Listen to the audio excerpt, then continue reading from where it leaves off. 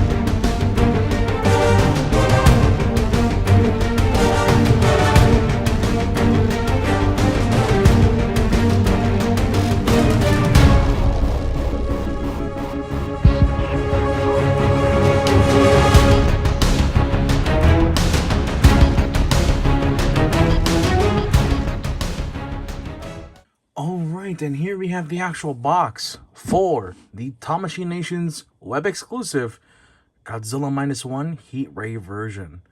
You can tell it's a Heat Ray version because of the blotch of blue paint on the teeth, in the mouth, and on the blue dorsal spines. Recreating that one famous image, I think it's from one of the trailers, or like a poster image of Godzilla from Godzilla -1 in a roaring pose with his fins glowing, which looks really sick.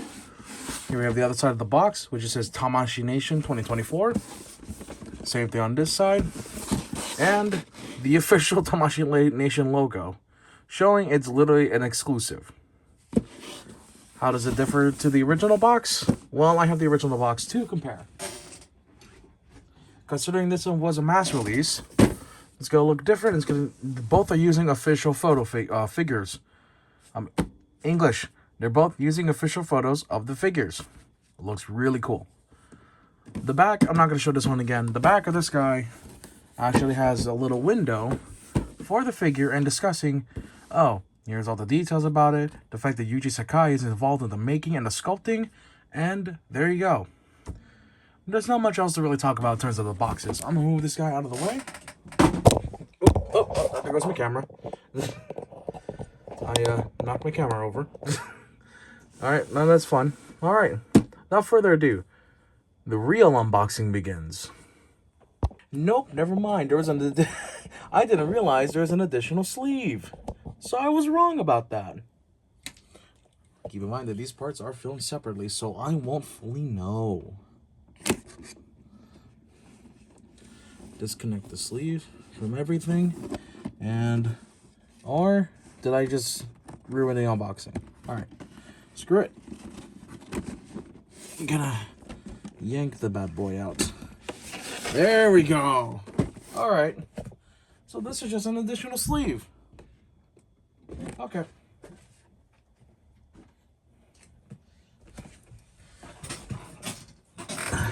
I love doing the unboxing segments first before anything about the actual figure review. It gives me more time to mess up. There's the actual box.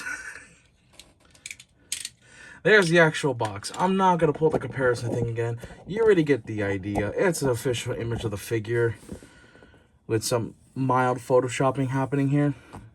With his atomic breath, everything about him. There's the actual look. This side, I think they just reused the minus color one. I don't know. I don't have that figure. Here he is, all stanced up, ready to go. Here he is with this atomic breath, and they got the Kyushu J7W Shinden pictured here. Yeah, I messed up the unboxing a little bit by not realizing that was an additional sleeve. But I'm glad I filmed these things first before I do actual figure reviews, because that's where it really matters. I just wanted to compare the boxes, but yeah, without having to pull the first box again, because I already showed you. Yeah, this box is way better. I wonder why. I really wonder why. Anyways, though, now we can actually, with asterisks, put an asterisk out there, actually, how many times did I say actually? We're going to actually start the unboxing for once. Instead of me fumbling, let's go.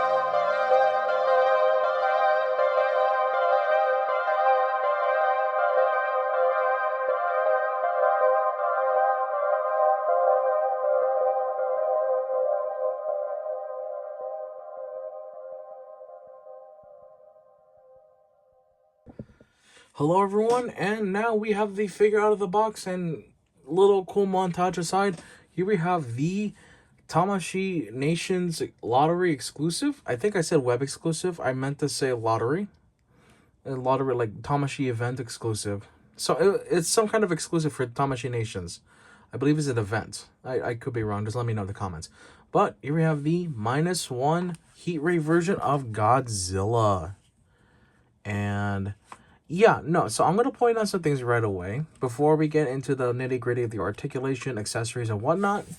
I'm going to just knock this out of the park right now, because I've noticed some noticeable differences between the original release and the not minus color, the heat ray.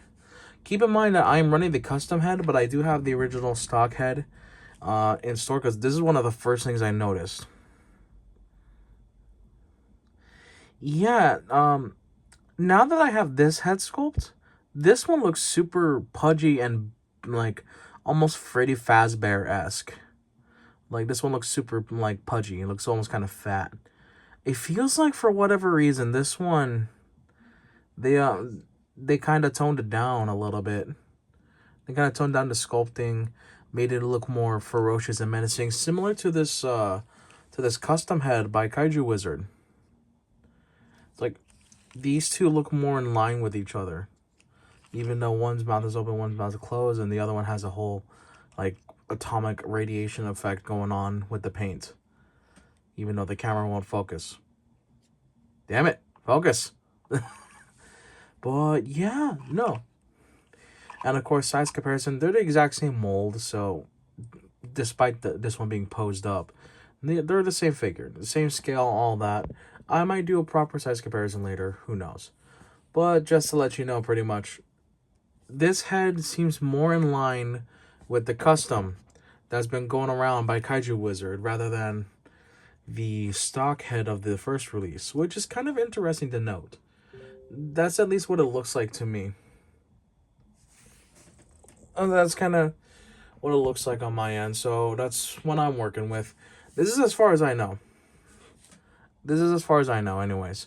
But it's kind of nice to notice that they are aware of the presence of, like, custom molds of fan creations. I don't think it's in direct response to Kaiju Wizard's custom mold, but it's nice to think that they probably looked at it and saw the complaints, being that the head sculpt seemed way too chubby. At least I'm noticing that now, having this figure and this head. It's like that's a night and day difference. That's a whole night and day difference. I don't know how they did it. All right. And without further ado, enough of this whole rambling talk about detailed differences. I'll go more in depth about details, minus this whole ramble about the head, in the next segment, which is just talking about this figure, the main focus. All right. So, starting with the details, the paint job comparing to, again, this guy looks a lot brighter. And I'm not talking about the obvious dorsal plates being brighter. I'm talking everything about, like, the dirt, the weathering, everything seems a lot more brighter and it stands out a lot more. Even the scar here from when he gets his face blown up in the movie the first time. Not when he dies to Shikishima. But yeah, no. Detailing, I feel like they really improved upon it. They took what was already decent enough and then made it to really good. That's what it feels like, at least. It feels like they really upped the details. The weathering, the paint as even here as we go down, even though this is less inclined to be as detailed as the body, I still appreciate that they went out of their way. And yeah, even the legs, you can tell the weathering is a lot more noticeable. A little bit more done here than on the thighs, but it's still there. It's still noticeable in a way. It's not going to stand out too much on, like, the chest here, claws, shoulders, and of course the head with that special scar right there. Yeah, and this figure's purpose is to try to recreate the moment he uses the atomic breath. So I do want to say right off the bat, his fins not being jutted up is accurate to the movie. because for him, when he right before he fires the breath, the fins slam back down. You know, at least it makes sense for the fins to not be jutted up, glowing and all that.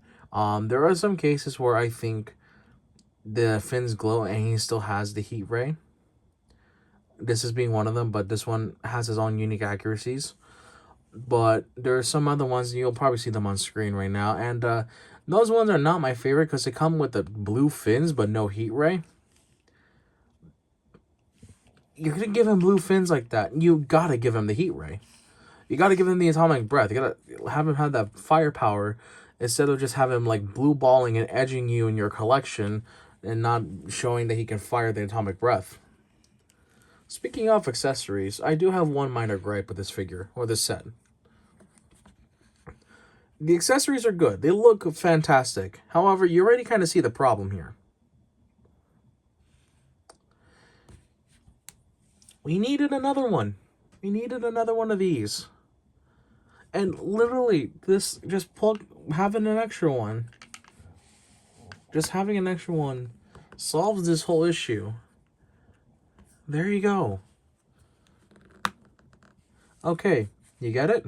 Alright, complaint aside, let's talk about the accessories for a moment here. I'm just going to hold them up like this. This is the, I think, J7W? I think, yeah, J7W Kyushu Shinden. I don't know if I got the name right. I'll probably put it on screen. And I'll just say this now. This is the plane that Shikishima used in the final battle against Godzilla in the movie. And this is the one he ultimately crashed into Godzilla's mouth and detonated. But yeah, no. For a tiny green little plane, it looks nice and all. The propeller's in the back, so it's supposed to be flying like this. Don't worry about that. But I'm not too stoked about this accessory, honestly. It's really cool that they give it. And then you can recreate the whole sequence with Shikishima versus Godzilla. That's nice. I'm not a fan of it personally. I kind of wish we would have gone the Shin Godzilla treatment and just gotten another effect that is like an aftermath of him using the atomic breath. Because you remember, at the end of his Ginza attack, there was a whole like mushroom cloud. Would that have been asking for too much? I don't know. I honest to God don't know if that would have been asking for too much. But yeah, we're here at this moment. We got the plane, we got the breath. The breath itself looks absolutely fantastic. It looks amazing. Starts off with a nice hot white going down to this nice greeny and blue with the flame spurs here and there. Because this hasn't made contact yet. It's still going through. However, one thing that I don't see many people pointing out is the fact that it has sort of has like a little spiral effect. And even in the movie, it had a whole spiral effect going on. Like the whole beam was just spinning through as it was being fired. Like, I love little details like that. That's kind of like my favorite thing to work with. And then let's just put Godzilla here real quick. Once you get into articulation, I'll go into more detail about his joints and all. But I just want to show you that, at least from a distance, not fully posed or anything like that, that looks great. That looks awesome. Just him in just a whole completely neutral standing pose, mouth open, firing the atomic breath. That looks awesome. That looks sick. And I love that they made the version where they give an atomic breath. Would I have wanted this upon the first release? Granted, yes. That's kind of how I feel. I wanted to come with everything. But sometimes there comes a case where if you want to be really accurate and stingy about the accuracy, you need the blue fins to have that. Otherwise, it's not gonna look good. You kind of need the blue fins for the atomic breath to happen. So yeah. All right, now let's get into articulation. Now we're right here. We're going to start off with the head.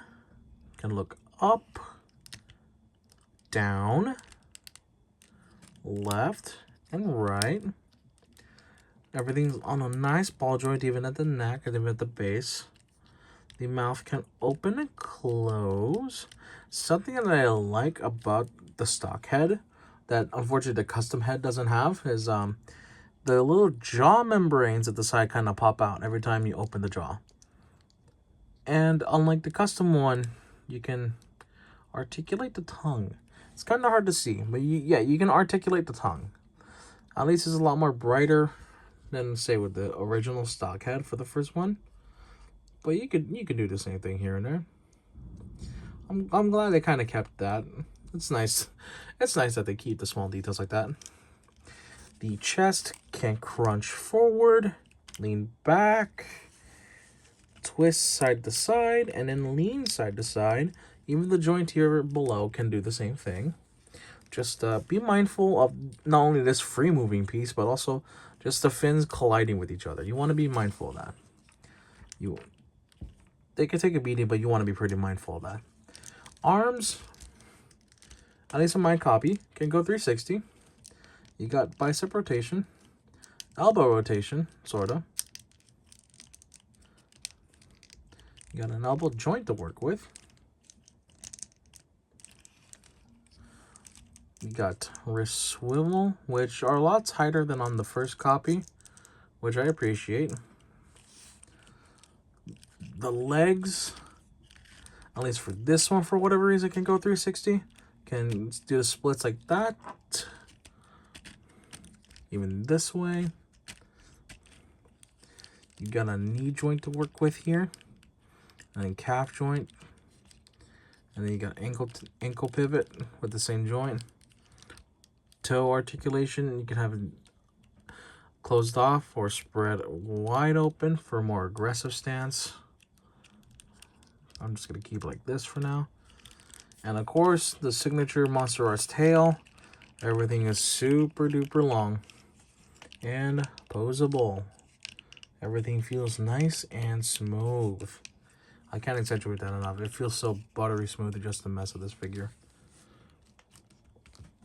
And that's kind of my standard with figures in general. If they're going to be posable, I want it to be smooth. Tight, but smooth.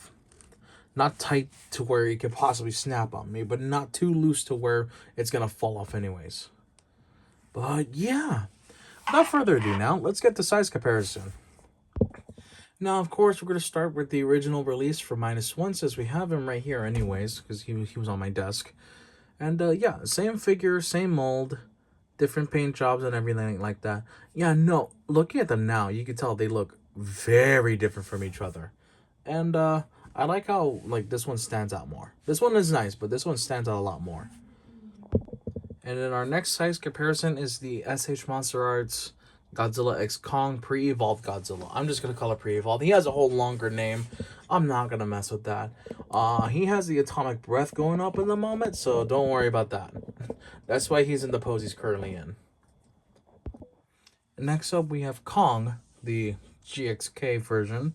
One compatible with a Beast Glove that I might not get because it comes with Scar King, and Scar King doesn't look all that great. That could change. That could change my mind. I could change my mind in the future, but currently I'm not too big on Scar King. Anyways, yeah, Kong. They scale pretty well, despite him supposed to be way taller than this Godzilla. And you know what? Just for funsies, let's bring in Final Wars guy again. Yeah, they don't really work. It's the MonsterArts non-specific scale, but just Gigan is just way too big. Yeah, that's it. Alright guys, and that's gonna be it for today's review. The first video of the year of our Lord, 2025. And we're starting off with the banger that is the SH MonsterArts Tanashi whatever exclusive Godzilla -1 Heat Ray version. And yeah, overall, this figure is fantastic. I love it. I love everything about this figure. Minus, you know, of course, like the plane. The plane is not bad. I just wish we came with like a mushroom cloud effect or some destroyed buildings or whatever. I would have preferred that over the plane, but I do appreciate why the plane is there and what it stands for and what it's supposed to represent. I can definitely appreciate that. Don't mind that. Oh well, let's get articulation going. But yeah, no, overall, if you can find this figure online for a decent price, go for it. If you have a local shop that somehow stacks this guy up or stocks this guy up, why did I say stacks? But you get the idea. If you can find him, go for him. He's really sick. But yeah, that's all I gotta say. I hope you guys enjoyed this video. There will be more videos to come, especially for the year 2025. And that is kind of the goal. I'm gonna try to keep it to a weekly thing. Streams are just gonna happen whenever the hell I feel like it. Video uploads, I'm gonna try to keep to every Wednesday per week. If I'm able to do that, yeah, cool. If not, then oh well, I'll let you guys know. But yeah, that's all I got. I don't have really anything else to say. This figure is great. If you find him, buy him. Like, comment, subscribe. YouTuber garbage jargon that we all gotta say to get on the algorithm because we're at its mercy. You know the drill. Alright, take care. Have a good one. Bye-bye. Alright, just wanted to throw in this last shot with a little bit of illumination because the lighting does help. But yeah, that light is too bright. Alright, that's it. Thank you guys so much for watching. Bye-bye.